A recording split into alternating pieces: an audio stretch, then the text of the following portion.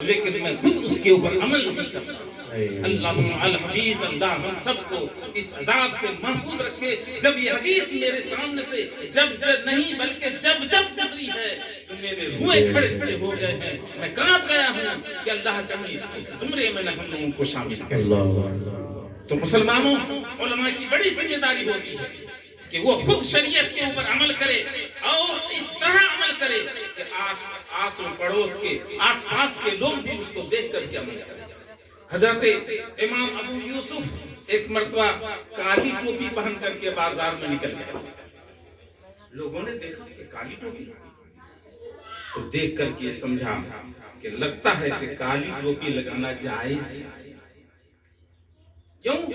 اگر جائز نہ ہوتا کالی ٹوپی لگانا تو حضرت امام ابو یوسف جیسی عظیم شخصیت کالی ٹوپی لگا کر کے باہر نہ نکلتے۔ تو ان کے کردار اور ان کے عمل، ان کے پیرہن، ان کی شکل و صورت، ان کی سیرت، ان کے حالات کو دیکھ کر لوگ مسائل کا استنباط کیا کرتے تھے۔ یہ چیز جائز ہو سکتی ہے اس لیے کہ حضرت نے ایسا کیا۔ اور آج ہمارے علماء کیا کہتے ہیں؟ ارے ہم جو کہتے ہیں وہ دیکھو، ہم جو کرتے ہیں وہ نہ دیکھو۔ کس قدر افسوس کی بات ہے۔ ارے ہمیں وہی کرنا چاہیے جو ہم کہتے ہیں، اور وہ جو ہم نہیں کرتے ہیں وہ ہمیں کرنا بھی نہیں چاہیے۔ لما تقولون ما لا تفعلون، تم ایسی بات کیوں کرتے ہو، کیوں کہتے ہو جسے تم خود نہیں کرتے۔ خود رب تبارک و تعالی ارشاد فرماتا ہے اتأمرون الناس بالبر وتنسون انفسکم، کہ کیا تم لوگوں کو نیکی کا حکم دیتے ہو اور خود کو بھلا بیٹھے ہو۔ خود نہیں نیکی کرتے اور دوسروں کو نیکی کا حکم دیتے ہو۔ تو مسلمانوں، ہمیں اور ہمارے علماء کے گروپ سے میں دستہ بستہ یہ عرض ضرور کروں گا کہ خود آپ کو سدھرنے کی بھی ضرورت ہے، اور ساتھ ساتھ اپنے معاشرے، اپنے گھر، اپنے اڑوس پڑوس کے لوگوں کو بھی سدھارنے کی ضرورت ہے۔ حضرت راہب صاحب نے جو اس محفل کا انعقاد کیا، مجھے راستے میں بچوں نے کچھ ان کے بارے میں بتایا۔ میرا پہلا تعارف ایک دن پہلے فون پر ہوا تھا۔ یہ بڑی خوشی کی بات ہے کہ یہ ایک درد مند دل اور لوگوں کی خدمت کرتے ہیں، فی سبیل اللہ خدمت کرتے ہیں۔ اللہ تبارک و تعالی کی یہ توفیق ہی ہوتی ہے کہ اللہ جس سے چاہے جو خدمت لے لے۔ سب کو خدمت کرنا نصیب نہیں ہوتا ہے۔ اور دینداری صرف اسی چیز کا نام نہیں ہے کہ آپ خوب نماز پڑھیں، روزے رکھیں، صدقہ اور خیرات کریں، یہی صرف دینداری نہیں، بلکہ خلق خدا کی خدمت کرنا بھی بہت بڑی دینداری ہے۔ رسول کائنات صلی اللہ تعالی علیہ وسلم کی بعثت سے پہلے حضرت خدیجۃ الکبریٰ رضی اللہ تعالی عنہا کا قول ہمارے سامنے ہے، بخاری شریف کی بالکل شروع کی حدیث ہے کہ حضور صلی اللہ تعالی علیہ وسلم کے اوپر جب پہلی مرتبہ وحی نازل ہوئی، بہت گھبراہٹ اور ایسا قرآن نازل ہو رہا ہے جس کے بارے میں کہا گیا ہے کہ اگر پہاڑ پہ اتارا جاتا تو ریزہ ریزہ ہو جاتا۔ وہ بارے گراں جب رسول کریم صلی اللہ علیہ وسلم کو عطا ہوا، آپ لرزتے ہوئے، کانپتے ہوئے، گھبراتے ہوئے حضرت خدیجۃ الکبریٰ کے ہاں پہنچے، گھر پہنچے، اور حضور نے اپنے حالات کو بیان کیا، اور حضور نے یہ فرمایا کہ مجھے اپنی جان کا ڈر لگ رہا ہے۔ تو حضرت خدیجۃ الکبریٰ نے یہ ارشاد فرمایا تھا، حضور سے کہا کہ کلا بلا، ہرگز نہیں، آپ اپنی جان کے سلسلے میں خطرہ آپ ہرگز نہ محسوس کریں۔ کیوں؟ انکا تصل الرحم وتقری الضیف وتحمل الکل وتکسب المعدوم وتعین علی نوائب الحق۔ یا رسول اللہ، آپ اپنے بارے میں کچھ گھبراہٹ نہ محسوس کریں، نہ ڈریں کہ اللہ آپ کو رسوا کرے گا. کیوں؟ اس لیے کہ آپ اپنے رشتے داروں کے ساتھ بڑا اچھا سلوک کیا کریں. آپ سے لہجے میں کیا کریں. ادھر تک جو شخص مجبور ہے، معذور ہے، فقیر ہے، نادار ہے، اس کو آپ کما کر کے اس کی مدد کیا کرتے ہیں. مسافر جو آ جاتے ہیں ان مسافروں کی آپ مہمان نوازی کرتے ہیں، اور حق کا کام کرنے میں آپ مصیبتیں جھیلتے ہیں. اللہ آپ کو ہرگز رسوا نہ کرے گا، آپ کو پریشان نہ کرے گا. تو حق کا کام کرنے میں مصیبتیں آتی ہیں. رسول کائنات صلی اللہ تعالی علیہ وسلم نے مصیبتیں جھیلی ہیں. تو اگر کوئی شخص دین کی خدمت کرتا ہے، مخلوق کی خدمت کرتا ہے، اور اس سلسلے میں اگر اسے پریشانیاں بھی ہوتی ہیں، تو میں یہی عرض کروں گا عالی جناب سے کہ اگر لوگ آپ کے اوپر تنقید کرتے ہیں، طعنے دیتے ہیں، تو یہ رسول کریم صلی اللہ علیہ وسلم کی سنت سمجھ کر کے آپ برداشت کرنا چاہیے. تبھی تو اجر ملے گا زیادہ سے زیادہ. اور اگر صرف ایسے ہی آرام اور تعریف ملے، وہ ثواب نہیں مل سکے گا جب تک کہ آپ برداشت کریں اور صبر کریں. اور جہاں تک مجھے معلوم ہوا کہ کچھ لوگ تنقید کرتے ہیں، تو دیکھیے حدیث میں اور ترمذی شریف میں بھی ہے اور بخاری شریف میں بھی ہے، بہت سی حدیثوں میں ہے کہ جھاڑ پھونک کرنا یہ جائز ہے. جھاڑ پھونک کرنا جائز ہے، اور ہمارے علماء بھی جھاڑ پھونک کرنے کو جائز ہے. لیکن یہ جھاڑ پھونک ہونا چاہیے کس سے؟ قرآن مقدس کی آیتوں سے، اور وہ دعائیں جو احادیث سے مروی ہیں.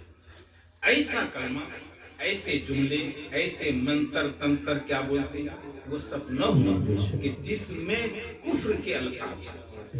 اس سے قطعاً جائز نہیں، وہ جائز ہے. آیات قرآنیہ سے، احادیث سے یہ چیزیں ثابت ہیں. خود رسول اللہ صلی اللہ علیہ وسلم نے بھی جھاڑا پھونکا ہے. بخاری شریف کی حدیث ہے کہ حضور صلی اللہ تعالی علیہ وسلم اپنے بچوں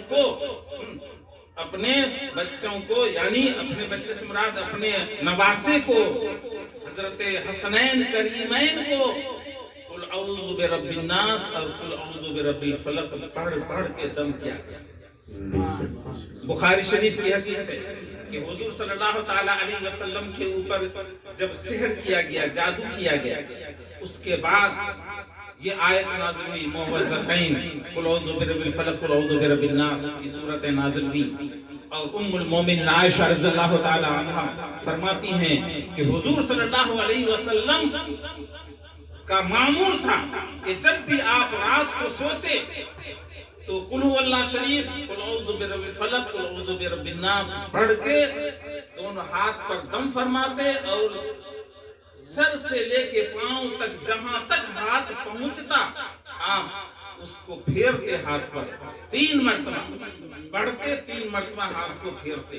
ام المومنین عائشہ فرماتی ہیں کہ جب حضور صلی اللہ تعالی علیہ وسلم بیمار ہوئے، علیل ہوئے، تو میں خود حضور صلی اللہ تعالی علیہ وسلم کے ہاتھ پر معوذتین کو پڑھ کر کے دم کیا کرتی تھی، اور حضور ہی کے ہاتھ کو پکڑ کے حضور ہی کے جسم پر پھیرا کیا کرتی تھی، تاکہ حضور کے ہاتھ کا برکت خود حضور ہی کو ملے.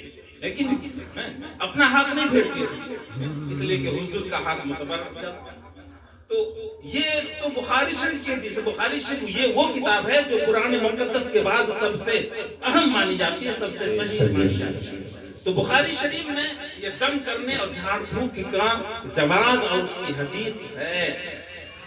وہی جو میں نے کہا کہ آیات کو دعائیں، لیکن منتر اور کلمہ کفر سے بھی لوگ جھاڑتے ہیں.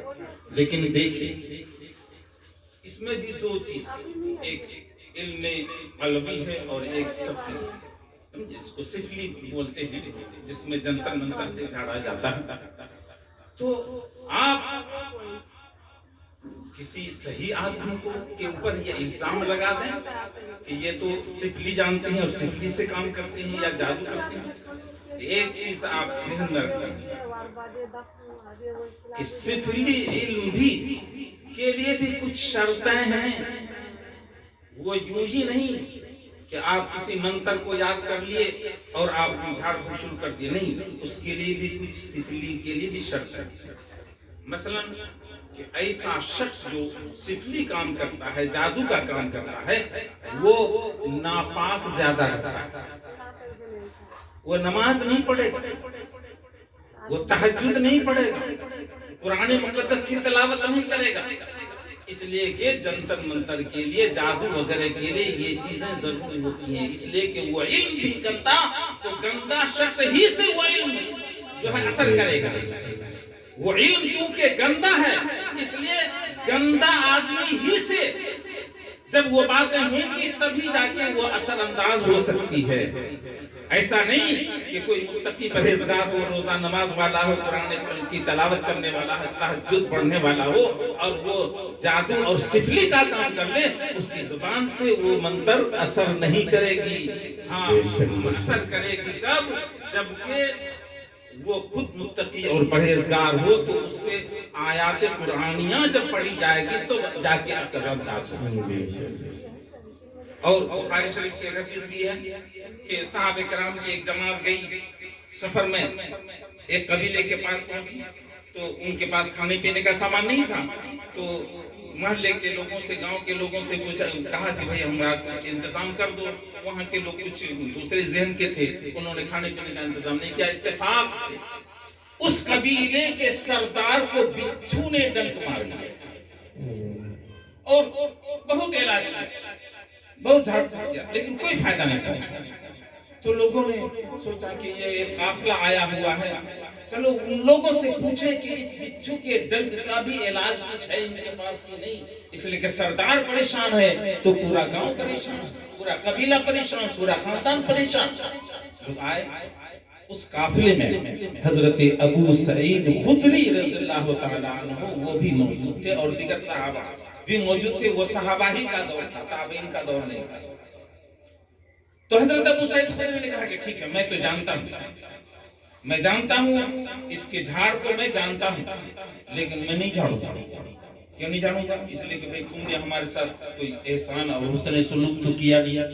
ہم مسافر ہیں، ہماری مہمان نوازی کیے ہوتے تو ہم بھی تمہارے ساتھ احسان کا بدلہ احسان دیے ہوتے، لیکن تم نے ہمارے ساتھ کوئی اچھا سلوک نہیں کیا ہے، اس لیے ہم نہیں جھاڑیں. ہاں، کچھ اگر اس کا بدلہ دینا منظور کر لو تو میں جھاڑنے کے لیے تیار ہوں. تو طے ہوئے کتنا؟ 30 بکری.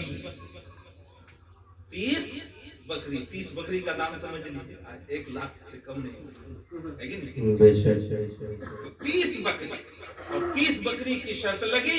حضرت ابو سعید خدری رضی اللہ تعالیٰ عنہ گئے اور اس کو سورہ فاتحہ پڑھتے اور لعاب اپنی انگلی میں لگاتے.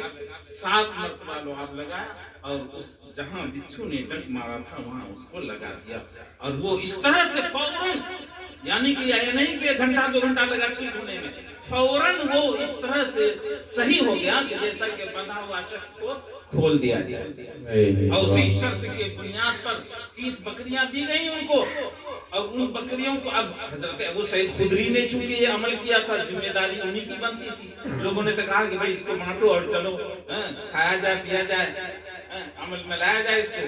تو حضرت ابو سعید خدری نے کہا کہ نہیں بھئی، یہ تو میں نے رسول کریم صلی اللہ علیہ وسلم سے پوچھ کر کے نہیں کیا تھا، اپنے ذہن سے، اپنی سوچ سے، اپنے فکر سے میں نے یہ کیا تھا، اپنی رائے سے کیا تھا.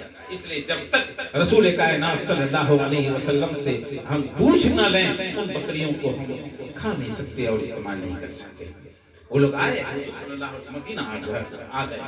حضور صلی اللہ علیہ وسلم سے پوچھا تو حضور نے فرمایا ما یدریک انہا رقیہ.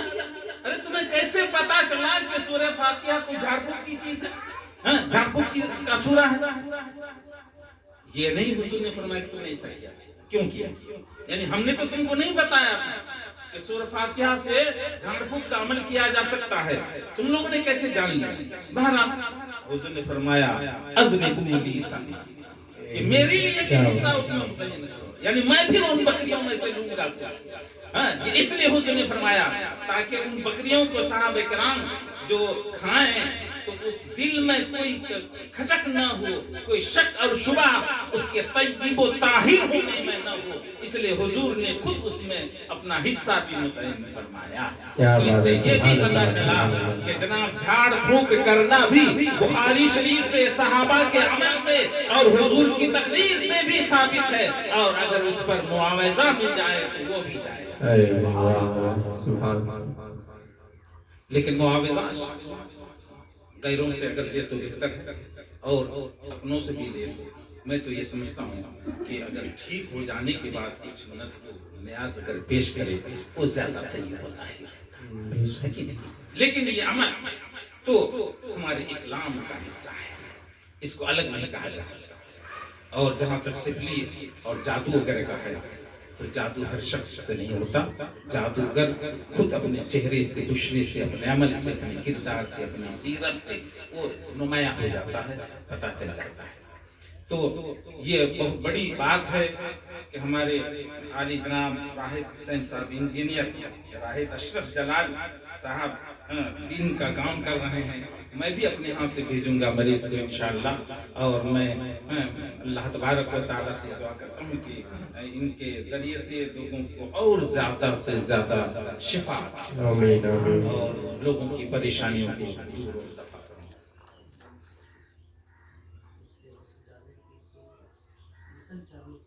ہاں ایک چیز جو مشن ان کا ہے کہ علماء ایکجٹ ہوں، متحد ہوں اور دین کا کام کریں، تو یہ تقریر کا موضوع نہیں ہے، یہ مشورے کی بات ہے۔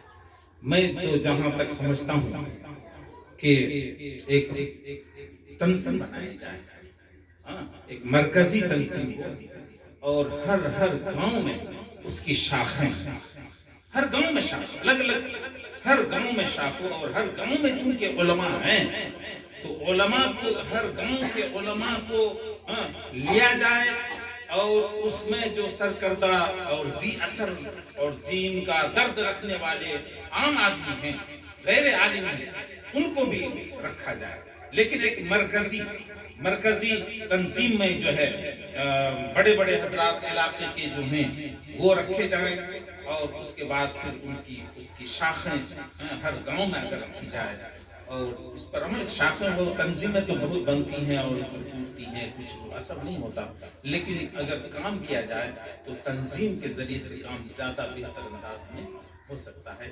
اس سلسلے میں کیا لائے عمل تیار کیا جائے تو آپ حضرات کی رائے سے اور مشورے سے میں یہ ہوں۔